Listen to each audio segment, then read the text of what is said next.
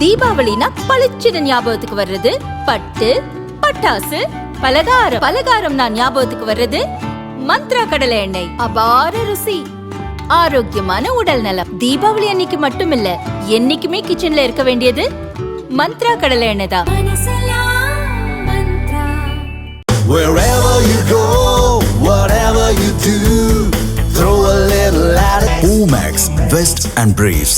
ராஜ்யசபாவில் கேள்வி நேரத்தின் போது பேசிய திமுக எம்பி கிரிராஜன், தமிழகத்திற்கு சமர சிக்ஷா திட்டத்திற்காக 2024-2025 நிதியாண்டில் மட்டும் 2150 கோடி ரூபாய் தர வேண்டியுள்ளது. நிலுவை நிதியை விடுவிக்க வேண்டும், அதற்கான உத்தரவாதத்தை இந்த சபையில் மத்திய அரசு தர வேண்டும் என்றார். இதற்கு மத்திய கல்வி அமைச்சர் தர்மேந்திர பிரதான் பதிலளித்தார். இந்த கேள்விக்கு திறந்த மனதுடன் பதிலளிக்க விரும்புகிறேன். தமிழகம், கேரளா, மேற்கு வங்கம் என எந்த மாநிலமாக இருந்தாலும் மத்திய அரசுக்கு ஒன்றுதான். சமர சிக்ஷா திட்டத்தை பொறுத்தவரை தமிழகத்திற்கும் கேரளாவுக்கும் பாதி தொகை தரப்பட்டுவிட்டது. தமிழகத்தில் உங்களின் போராட்டம்தான் என்ன?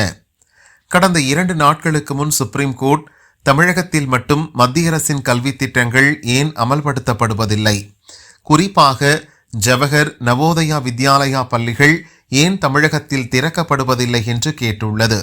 திமுக கூட்டாளியான காங்கிரஸ் மத்தியில் ஆட்சியில் இருந்தபோதுதான் ஜவஹர், நவோதயா வித்யாலயா பள்ளிகள் கொண்டு வரப்பட்டன. அந்த ஆட்சியில் திமுகவும் அங்கம் வகித்தது. அப்படி இருந்தும் திமுக ஆட்சி செய்யும் தமிழகத்தில் இந்த பள்ளிகள் திறக்கப்படவில்லை. உயர்ந்த தரத்துடன் நவீன வசதிகளுடன் கூடிய நவோதயா பள்ளிகளுக்கு தமிழகத்தில் அனுமதி இல்லை. தரம் வாய்ந்த பள்ளிகளை கொண்ட திட்டங்களை தமிழகத்தில் அமல்படுத்த வேண்டும். திட்டத்தில் இந்த அளவுக்கு மட்டும்தான் அமல்படுத்த வேண்டும், இந்த அளவை அமல்படுத்தக்கூடாது என்றெல்லாம் மத்திய அரசுக்கு தமிழக அரசு நிபந்தனைகளை விதிக்கக்கூடாது. இந்த நிதி தமிழக குழந்தைகளுக்கு சொந்தமான நிதி.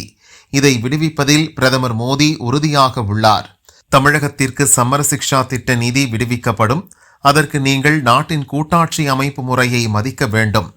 ஏற்கனவே அளித்த வாக்குறுதிப்படி திட்டத்தை நிறைவேற்ற தமிழக அரசு முன்வர வேண்டும் என தர்மேந்திர பிரதான் கூறினார்.